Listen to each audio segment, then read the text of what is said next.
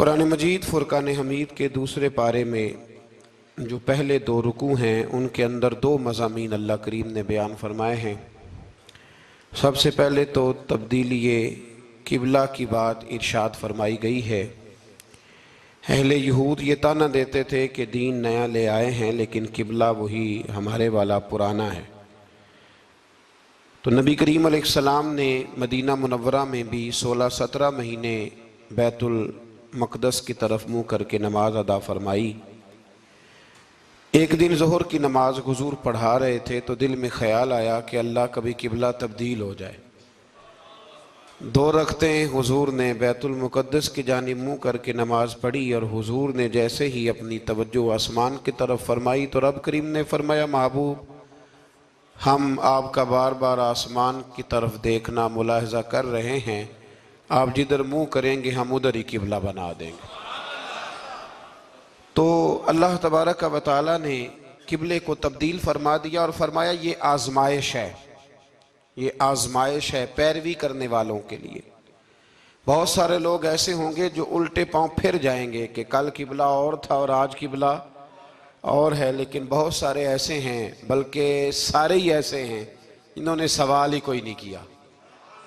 उनकी तवज्जुहात का किबला मेरे नबी करीम अलैहिस्सलाम की ज़ात है, कोई सवाल नहीं किया। हुजूर के पीछे सहाबा ने नमाजें अदा की। फिर इन्हीं दो रुकुओं के अंदर अल्लाह तबारक व तआला ने इस बात की भी वजाहत फरमाई कि अब मुसलमान जहाँ कहीं से भी आएँ वो अपना रुख मस्जिदुल हराम की तरफ कर लें, बैतुल्लाह शरीफ की तरफ कर लें और उसी तरफ मुँह करके वो नमाज़ पढ़ें। और इन्हीं इब्तदाई दो रुकू जो हैं इनके अंदर अल्लाह ताला ने यह भी बयान फरमाया कि मुसलमान दरमियानी उम्मत है, उम्मत वस्त है। इसका हर काम अफरात व तफरीद से पाक है, ये हर काम में मोतदिल है। और इसी के अंदर अल्लाह ने यह भी बयान फरमाया कि क़यामत में बाकी जो सारी उम्मतें होंगी वो सिरे से मुकर ही जाएंगी कि हमें तो किसी ने तबलीग की नहीं। वो अपने अंबिया किराम अलैहिमुस्सलाम का तबलीग करना भूल ही जाएंगे, वो मुकर जाएंगे। तो रब करीम फिर नबी करीम अलैहिस्सलाम की उम्मत को इरशाद फरमाएगा कि क्या तुम गवाही देते हो कि नबियों ने तबलीग की?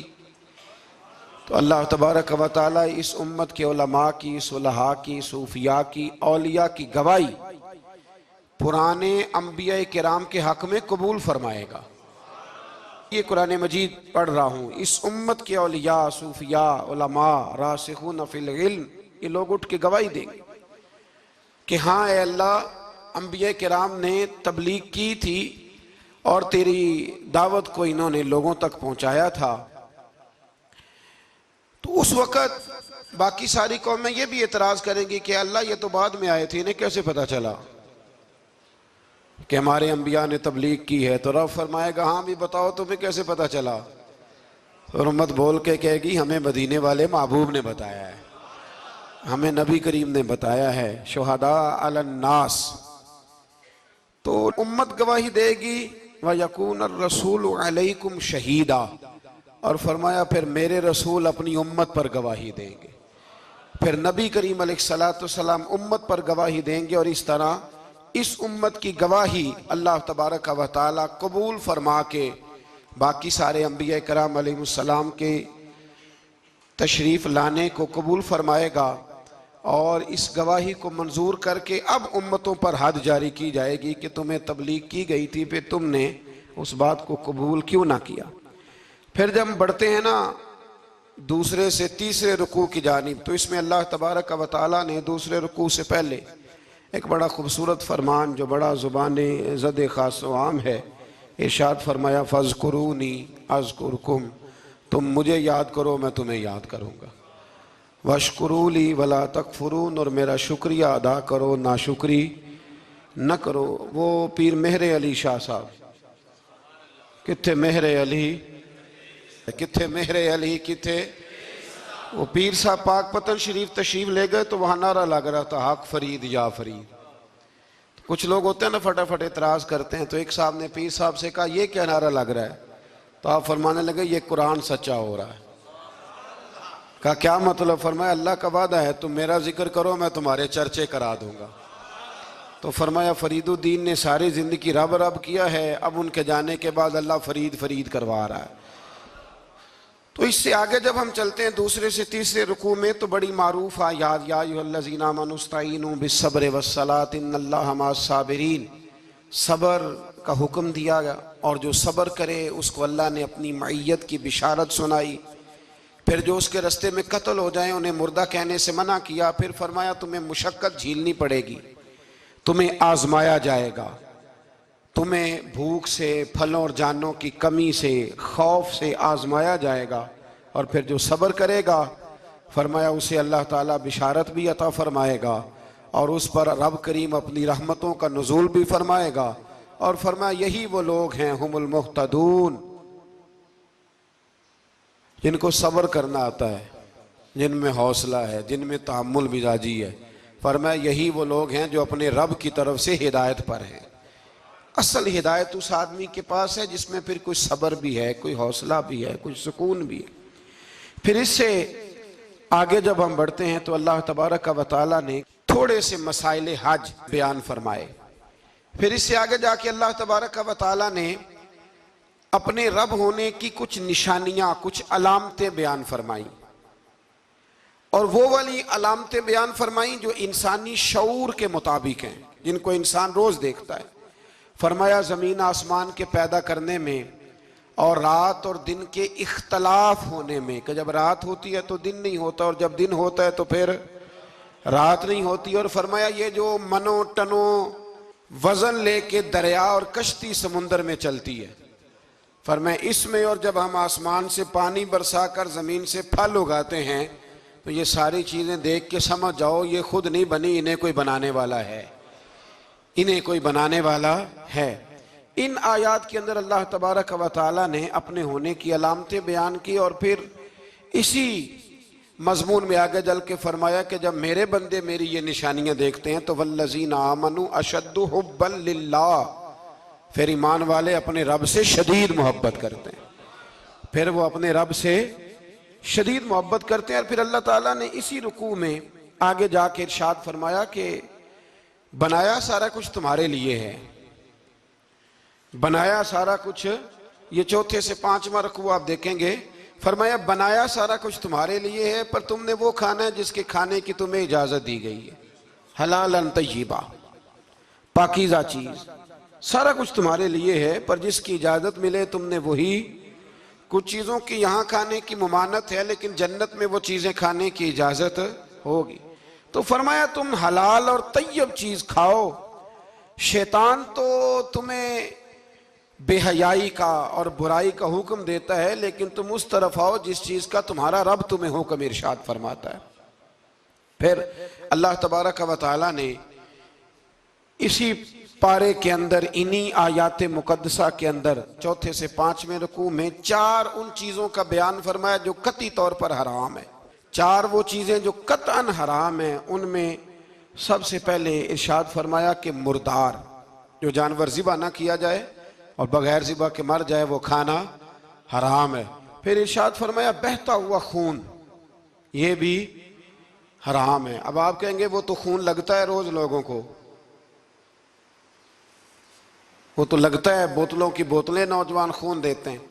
तो इसमें हमारे बुजुर्गों ने मसला ये बयान फरमाया कि जरूरत के लिए देना जायज है, मजबूरी हो तो फिर खून देना, जिस तरह इंसान मर रहा हो तो उसके लिए मुर्दार खाना भी जायज है। तो कोई बीमार, इतना बीमार कि अब डॉक्टर कहे कि सिवाय खून के कोई और चारा नहीं है तो वो देना जायज है बिल्कुल। जो देगा अल्लाह उसे अजर भी अता फरमाएगा। तो इसी तरह तीसरे नंबर पर सूअर का गोश्त, ये भी कतअन हराम है, कोई ऐसी सूरत ही नहीं कि जो इसको जायज किया जा सके।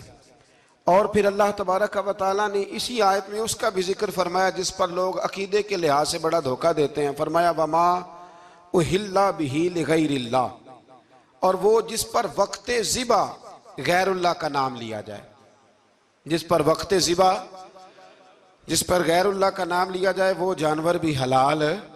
इस आया मुबारका को सामने रख के ना बड़ा उलझाव पैदा किया जाता है, जिस पर गैर का नाम आ गया वो हराम हो गया। लिहाजा किसी ने कह दिया कि ये बकरा गौसे आजम के नाम का रखा है तो ये हराम है, और किसी ने कहा कि ये मैंने 11वीं शरीफ के लिए दुम्बा रखा है कुर्बानी, हुजूर गौसे आजम के साले सवाब के लिए दूंगा तो ये दुरुस्त नहीं। तो भाई याद रखो वक्ते ज़िबा, यहां तमाम मुफस्सिरीन ने यही लिखा है कि वक्ते ज़िबा किसी और का नाम लिया तो फिर वो हराम। देखे ना, किसी बंदे ने अगर कह दिया कि ये दुम्बा जैद का है, 4-5 दुम्बे बकरे घूम रहे थे, किसी ने कह दिया जैद का है, ये बकर का है, ये अमर का है, ये साद का है, अब क्या ये लफ्ज कहने से वो हराम हो जाएगा? रोज कहते हो कि नहीं कहते? तो अजीब फलसफा है ना लोगों का। अगर आपने कह दिया गौसे पाक के साले सवाब के लिए है तो फिर वो हराम हो गया जी। तो अगर ये कहा जाए कि मैंने बेटे के अकीके के लिए रखा है, फिर भाई अगर वलीमे के लिए रखा हो तो वो तो कह रहा मैंने बेटे के लिए रखा हुआ है, हालांकि बकरा तो अल्लाह के नाम का है। तो बिला वजह लोग उसमें ऐसी चीजें पैदा करते हैं। तो इसको समझ लें, ये कुरान मजीद की आयत नंबर 173 है जिसमें अल्लाह तबारक व तआला ने बड़ी वजाहत के साथ उन चीज़ों का जिक्र फरमाया जिनका खाना बिल्कुल नाजायज़ है। तो वो 4 चीज़ें आपकी समझ में आ गई जी। सबसे पहले मुर्दार, फिर बहता हुआ खून, फिर सुअर का गोश्त, और चौथे नंबर पे वो जानवर जिस पर वक्ते ज़िबा करते वक्त कहा जाता है ना बिस्मिल्लाह है। हाँ, अब मुर्गा खरीदने जाओगे ना तो उससे कहना जरा ऊंचा पड़े। मैंने एक से पूछा, मैंने कहा तू तकबीर ही नहीं पढ़ता? कहता मैंने पक्की पढ़ के छुरी पे फूंक ली है। तो मैंने कहा ये कौन सा नया दीन निकला है? कहते छुरी पे फूंक ली है तो अब पक्की हो गई छुरी। तो मैंने कहा छुरी के साथ अगर किसी ने प्याज काट लिया तो फिर तेरी फूंक का क्या बनेगा? तो वो तो गई ना जी। तो इसलिए ये जानवर जब हलाल होगा जब कहा जाएगा बिस्मिल्लाह है अल्लाहु अकबर। फिर आगे 5वें से 6ठे रुकू में जो पहली आयत है ना, उसमें अल्लाह ताला ने एक चीज के बारे में नसीहत फरमाई है। जब ये किबले की तब्दीली की बात हुई तो यहूदी भी अपने किबले पर इसरार करने लगे, ईसाई भी अपने किबले पर इसरार करने लगे। वो कहने लगे मशरिक की जानिब मुंह करके नमाज पढ़नी है, ये कहने लगे मगरिब की जानिब मुंह करके नमाज पढ़नी है। तो अल्लाह करीम ने फरमाया ये तो नेकी नहीं कि मुंह मशरिक की जानिब करो या मगरिब की जानिब करो। तो या अल्लाह नेकी क्या है? फरमाया नेकी वलाकिन्नल बिर्र मन आमन बिल्लाहि वल यौमिल आखिर।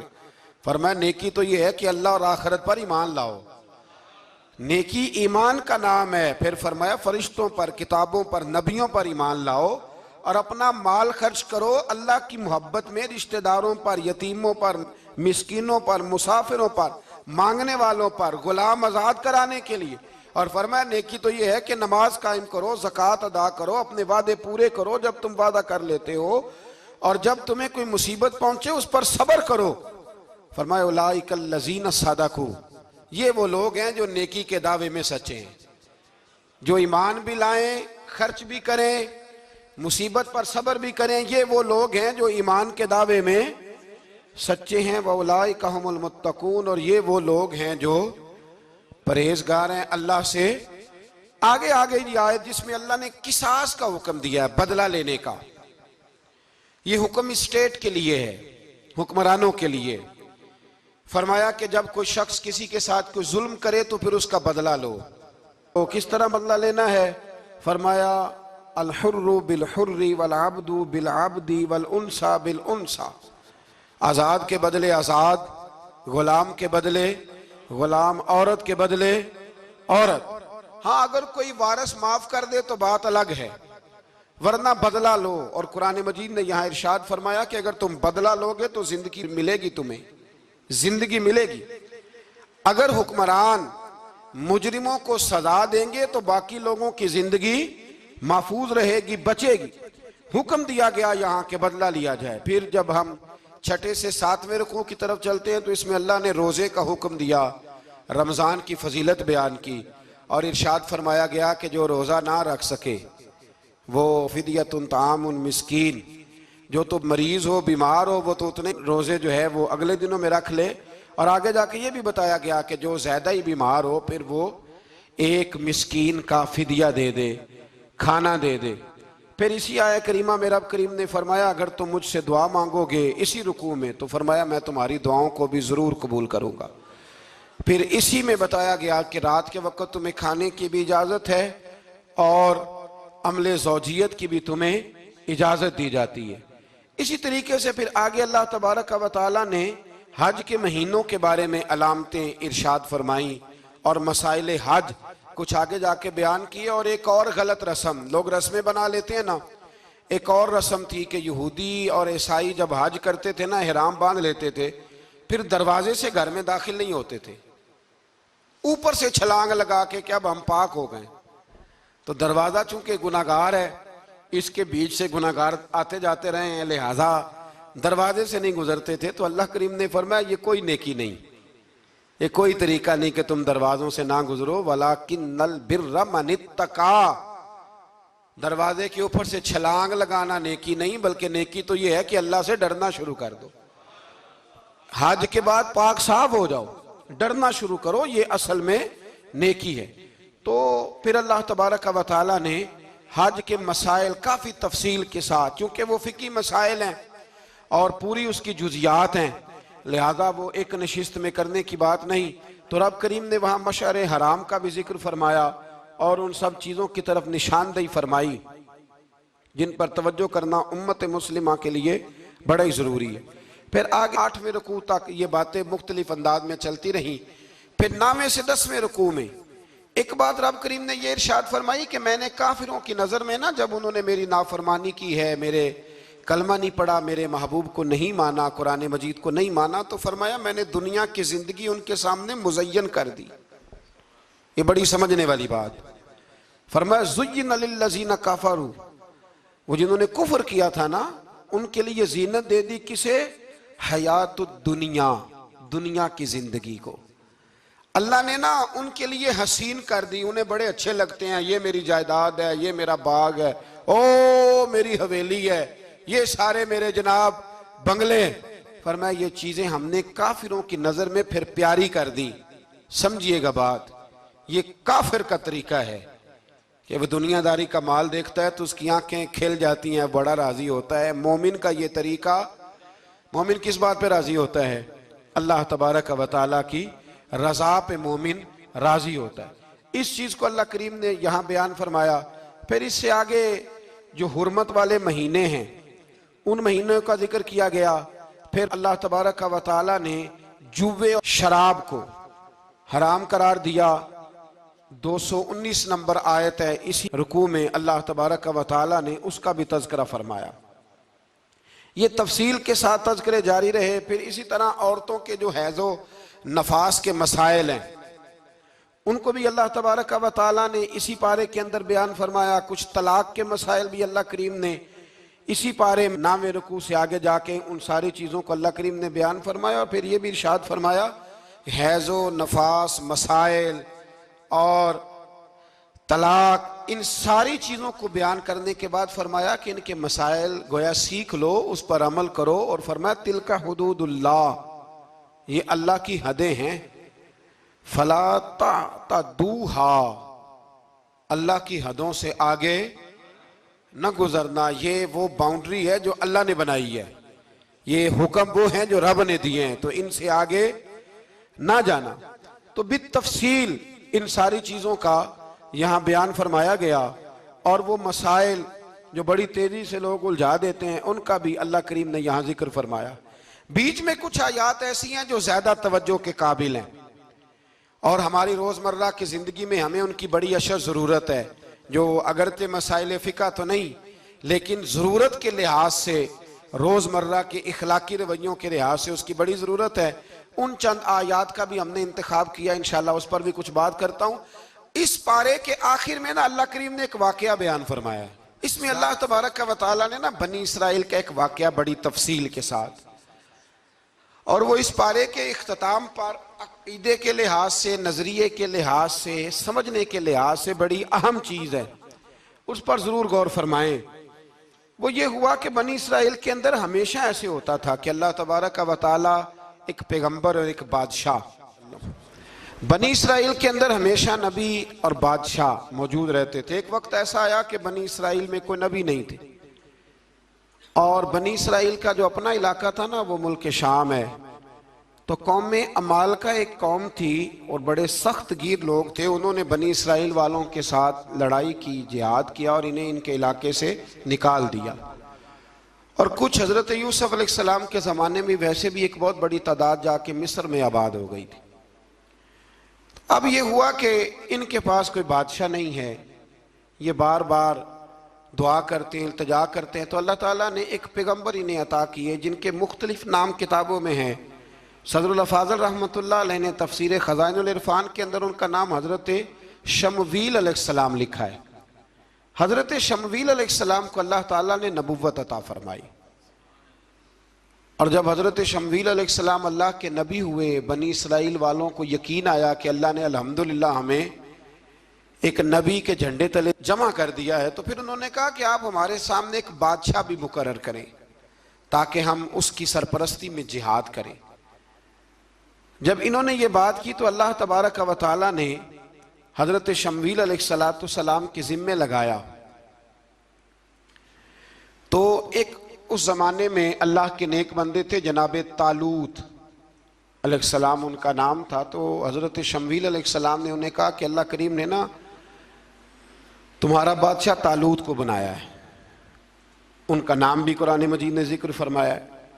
तो बनी इसराइल के लोग कहने लगे ये तो गरीब आदमी है, वो बकरियां चराया करते थे, लेकिन इल्म में बड़े पुख्ता थे, वजूद में बड़े ताकतवर थे।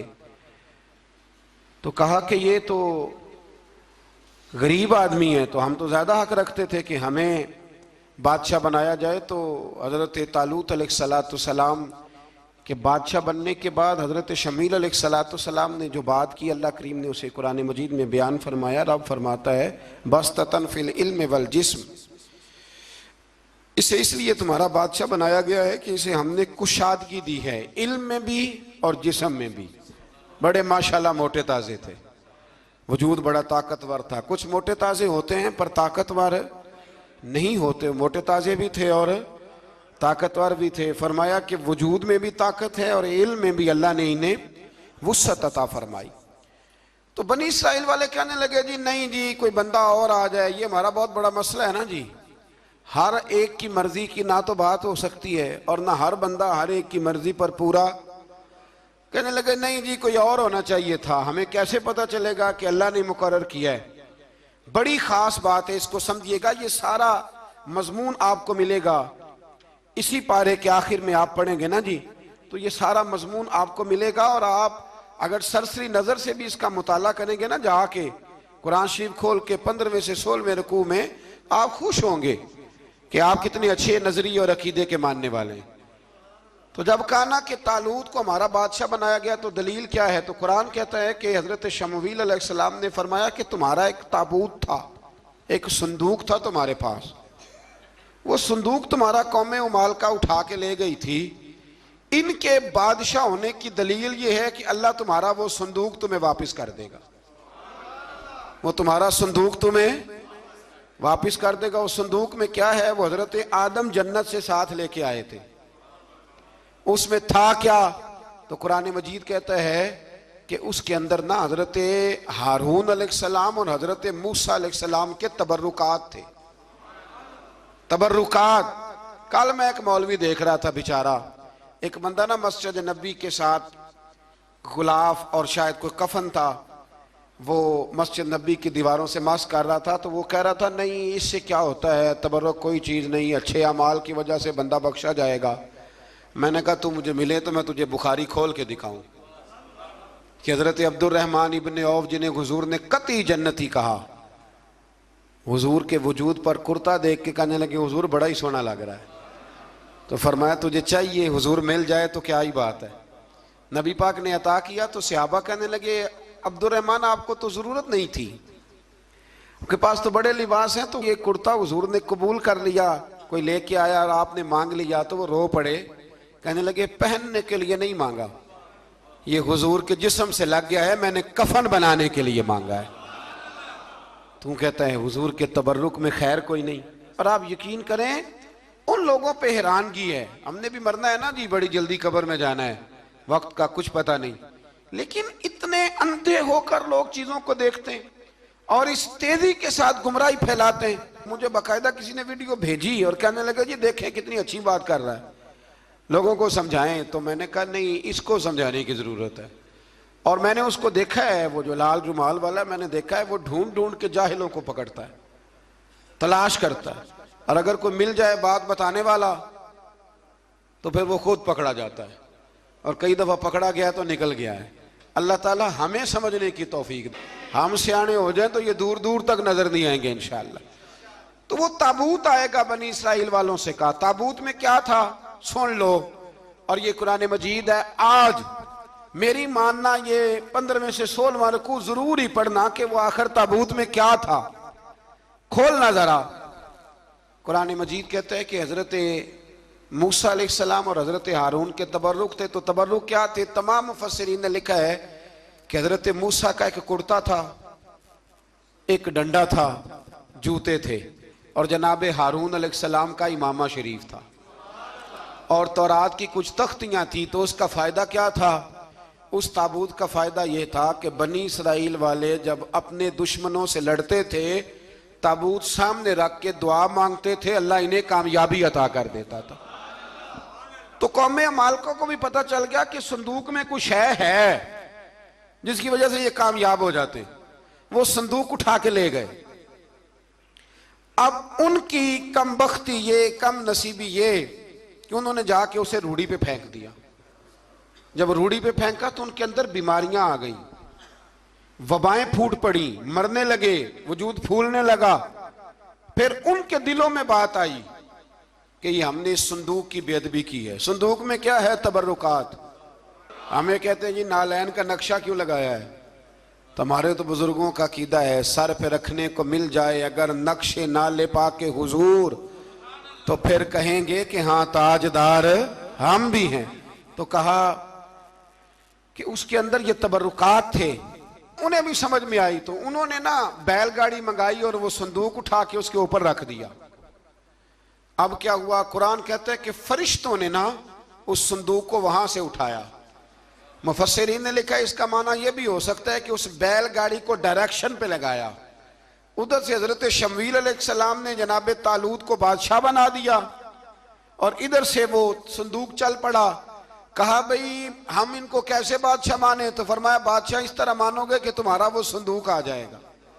और कुरान कहते हैं उस संदूक में तुम्हारे दिलों का सुकून है, उसमें तुम्हारे दिलों का। और भाई हमारी तो कोशिश होती है बुजुर्गों से कोई चीज मिल जाए, अल्लाह वालों का कोई तबर्रुक हमारे हाथ आ जाए। तो वो संदूक आ गया, ये मान गए। अब जिहाद करने निकले तो लड़ना था जालूत की कौम के साथ। वो बड़ा सख्त आदमी था, 3-3 मन सोना उसने वजूद पे पहना होता था। उसकी कौम से लड़ना है, टोपी बड़ी तगड़ी पहनी होती थी लोहे की। अब कौन लड़े? एक नौजवान थे जिनका नाम था दाऊद अलैहिस्सलाम। वो भी बकरियां चराया करते थे। और जिन दिनों हजरत तालूत निकले ना अपनी कौम को लेकर जालूत के खिलाफ लड़ने, तो हजरत दाऊद भी शामिल हो गए। अल्लाह जब किसी को नवाजता है ना तो फिर खास ही करम नवाजी करता है। मुफस्सिरीन ने लिखा जब ये जा रहे थे ना, वहां जा रहे थे तो रास्ते में इन्हें 3 पत्थर मिल गए। इन्होंने वो तीनों पत्थर उठा लिए। उस जमाने में पत्थर फेंकने के लिए छोटी छोटी लोगों के पास चीजें हुआ करती थी, उसको कोफन भी लोग कहते थे, मंजनीक, उसको सामने रख के फिर बनाई गई। तो आपके पास भी वो आला था जिससे दुश्मन पर पत्थर मारे जाते थे। तो आप वो मशीन लेकर, वो आला लेकर वहां पहुंचे हुए थे। 3 पत्थर आपके पास थे। आप फरमाते उस दिन मैं बड़ा बीमार था, इतना बीमार था कि मेरा रंग पीला हो गया। अब वो जालूत के सामने कोई नहीं जाता था। तो जनाब तालूत कहने लगे कि जो जालूत को मारेगा ना, यानी इनके बादशाह को इस कौम के, तो मैं उसे अपनी आधी सल्तनत भी दे दूंगा और अपनी बेटी का निकाह भी उसके साथ कर दूंगा। देखें अल्लाह नवाजता है तो किस अंदाज में नवाजता है। तो हजरत दाऊद कहते हैं वो दूर खड़ा था तो मैंने ना 3 पत्थर मारे। भाई हिम्मत करना तो हमारे जिम्मे है कि नहीं? मेरी मिल्लत का जवान कहता मैंने करना कराना कुछ नहीं। यानी अगर आप कहें ना कुछ करो तो फिर वो कोई काम करने की मतलब मामला। वो मुझे कल एक संगी कह रहे थे, कहने लगे जी अल्लाह के फजल से कुछ भी नहीं करना पड़ा, मुर्शद ने नजर कर दी। मैं क्या मैनू मिलनगे तो मैं उन्होंने समझावांगा कि कुछ करा के नजर करया करो, क्योंकि मेरे वो दोस्त हैं, मैं उन्हें जानता हूं। नजर में बड़ा कुछ होता है लेकिन अल्लाह भी तो बंदे पे बड़ी नजर रहमत करता है ना। लेकिन कहता है 5 नमाजें पढ़, रमजान के रोजे रख, ज़कात फर्ज हो तो अदा कर, ये सारे काम कर, सच बोल, दयानतदारी कर, फिर मैं अपने फजल से तुझे जन्नत अता करूँ। तो ये जो रवैया हमने बनाया ये दुरुस्त नहीं। तो फरमाते हैं 3 पत्थर मैंने मारे, अल्लाह ने इतना फजल किया कि वो भी मर गया, और उससे छू के मेरे पत्थर आगे बढ़े तो उसकी फौज के 30 आदमी भी मर गए। 3 पत्थरों से 31 बंदे अल्लाह ने मार दिए। फरमाते इसलिए कि हाथ मेरे थे और ताकतें मेरे रब करीम की थी। तो हजरत दाऊद अलैहिस्सलाम के हिस्से में जनाब तालूत की साहिबजादी भी आई, आधी सल्तनत भी आई। काफी साल हजरत तालूत हयात रहे, फिर उनका विसाल हो गया, तो सारी सल्तनत हजरत दाऊद को मिली, और फिर अल्लाह तबारक व तआला ने उन्हें नबूवत भी अता फरमाई। ये दुनिया में वाहिद पैगंबर हैं जो बैक वक्त नबी भी थे और बादशाह भी थे। और फिर अल्लाह ने फजल फरमाया, इन्होंने बड़ी बड़ी फतूहात की। और फिर हजरत दाऊद के साहिबजादे का नाम हजरत सुलेमान अलैहिस्सलाम, फिर उनके साहिबजादे का नाम हजरत। तो ये हुआ कैसे? ये सारा कुछ अल्लाह तबारक व तआला के फजल से हुआ, उसके करम से हुआ। अब इस वाक़या से हमें क्या पता चलता है? हमें यह पता चलता है कि रब जब फजल फरमाए ना किसी पे भी, तो हमें उस बंदे को देख के राजी होना चाहिए, कोई शिकवा नहीं करना चाहिए। और दूसरी बात ये समझ लेना चाहिए कि हुकूमतें, माल, दौलत ये सिर्फ सियासतों से नहीं मिलती, ये खुदा के फजल से मिलती है। और ये भी समझ लेना चाहिए कि जो बुजुर्गों के तबरुकात होते हैं उनकी क्या ही बात होती है। चंद बातें ऐसी थी कि मेरा दिल करता था उनको दोहराया जाए और ख़ास करके उन बातों पर तवज्जो की जाए। यहाँ ना अल्लाह तबारक व तआला ने उन बातों में से एक बात का जिक्र फरमाया है। यहाँ 207 नंबर जो आयत है ना इसी पारे की, उसमें अल्लाह करीम ने फरमाया कुछ लोग ऐसे हैं जो अपनी जानें ही अल्लाह के हवाले कर देते हैं।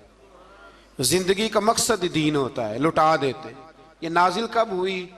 यह आया मुबारक हजरत सुहैब रूमी के बारे में नाजिल हुई। हजरत सुहैब रूमी रदी अल्लाह तआला अन्हु बड़े मालदार थे। मक्के से जब चले ना तो सारा माल मक्के में छोड़ दिया, इसलिए कि अल्लाह के रसूल मदीने चले गए। फरमाते हैं फिर मैंने मालो दौलत की परवाह नहीं की, फिर मैंने ये सोचा कि मैंने अपने हबीब के पास जाना है। सारा माल एक जगह पे दबाया और फरमाते हैं मैं मदीना तय्यबा के लिए जब निकला तो कुफार ने, कुरैश मक्का ने रोका, हम नहीं जाने देंगे।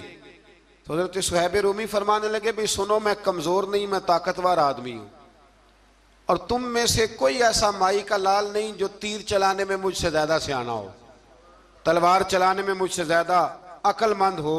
जाना मदीने मैंने है। अब यह है कि तुम बताओ मेरे साथ तीरों तलवारों से लड़ोगे या मैं तुम्हें एक सौदा बताऊं वो सौदा करोगे? कुरैश कहने लगे सौदा क्या है? कहने लगे मेरा बड़ा माल है, मैं मक्के में दफन करके आया हूं, तुम मुझे मदीने जाने दो, मैं तुम्हें सारे माल का पता बता देता हूं। हजारों लाखों में था माल तिजारत। देखें जब सहाबा मदीने जाते थे तो कितनी कीमत दे के जाया करते थे। तुम मुझे जाने दो, मैं तुम्हें वहां का पता बताता हूं। उन्होंने कहा जी बात ठीक है, आप पता बता दे। हजरत सुहैब ने सारी जिंदगी की जमा पूंजी हजारों लाखों में सारी दे दी और मदीने के लिए तैयार हो गए। अल्लाह करीम ने इस बात को बड़ा ही पसंद फरमाया और फरमाया व मिनन नासी मन यशरी नफ्सहु इब्तिगा मरदातिल्लाह। फरमाया कुछ लोग ऐसे हैं जो अपनी जानें ही बेच देते हैं अल्लाह की रिजा हासिल करने के लिए, अपनी जानें बेच देते हैं। नफ्सहु इब्तिगा मरदातिल्लाह, अल्लाह की रजा हासिल करने के लिए अपनी जानों को बेच देते हैं। तो फरमाया फिर अल्लाह क्या करता है? फरमाया वल्लाहु रऊफुम बिल इबाद, फिर अल्लाह भी अपने बंदों पर बड़ा ही रहम फरमाने वाला है। जब ये सारा माल दे के मदीने पहुंचे ना तो इनके इस्तकबाल के लिए जनाब उमर पहले से मौजूद थे। हजरत उमर रिसीव करके नबी करीम की बारगाह में ले गए तो फरमाते हैं हुजूर ने मुझे देखते ही फरमाया सुहेब जिंदगी में तुमने बड़ी तिजारतें की होंगी, पर ये जो तूने सौदा किया है ना ये बड़ा ही नफे वाला किया है। ये जो सौदा फरमाया ये तूने बड़ा, तो दीन के लिए जब आप कोई काम करते हैं तो ये सौदा बड़ा नफे वाला। एक मजमून और यहां है, 216 नंबर आयत में, वो भी बड़ा ही समझने वाला है। अल्लाह करीम ने जब जिहाद फर्ज किया ना तो फरमाया कुतिबा अलैकुमुल किताल, हमने तुम पर कत्ल करना, किताल करना फर्ज किया है। फरमाया हो सकता है तुम्हें ये कराहत महसूस हो, मुश्किल लगे, बुरा लगे। एक बात जो आज की नसीहत है और मज़ामीने कुरान जो हम सीख रहे हैं उसके अंदर से हमें ये खास चीज़ है जिसको समझना चाहिए। अल्लाह करीम ने फरमाया कि तुम पर जिहाद फर्ज किया गया है, वाहुवा कुरहुल लकुम, हो सकता है तुम्हें नापसंद हो। तो एक ना सारी जिंदगी के लिए एक नसीहत कर दी। फरमाया व आसा अन तकरहू शैया, हो सकता है तुम किसी चीज को नापसंद करो, वहुवा खैरुल लकुम, और वो तुम्हारे लिए अच्छी हो। अल्लाह अकबर। ये वो बात है अगर समझ में आ गई तो कलेजा ठंडा हो गया, जिंदगी सुकून में आ गई। फरमाया हो सकता है तुम किसी चीज को नापसंद करो और वो तुम्हारे लिए बेहतर हो। व आसा अन तुहिब्बु शैया, हो सकता है तुम किसी चीज से मोहब्बत करो, वहुवा शर्रुल लकुम, और वो तुम्हारे लिए बुरी हो, अच्छी। बस मेरे रब ने एक बात मुसलमान को बता दी जो जीने के लिए बड़ी काफ़ी है। फरमाया तुम मेरे और मेरे रसूल के हुक्म पर चलो। क्यों? इसलिए कि वल्लाहु यअलमु व अंतुम ला तअलमून, अल्लाह जानता है तुम नहीं जानते। अल्लाह के तरीकों के मुताबिक, रसूलुल्लाह के बताए हुए तरीकों के मुताबिक चलो। अल्लाह जानता है, हम जानते नहीं। तो कुरान मजीद की इस नसीहत पर ज़रूर गौर करें। एक शख्स ने एक दफ़ा अपनी बीवी की बड़ी शिकायतें की नबी करीम की बारगाह में, तो रसूल करीम अलैहिस्सलाम ने फरमाया हो सकता है अल्लाह तुम्हें उसमें से ऐसी औलाद अता कर दे जो तेरे लिए बाइस खैर हो। जो चीज़ें हम नापसंद करते हैं बाज़ औक़ात उसी में से अल्लाह ताला हमारे लिए खैर कर देता है। अल्लाह हमें समझने की तौफीक अता फरमाए। आखिर दावा।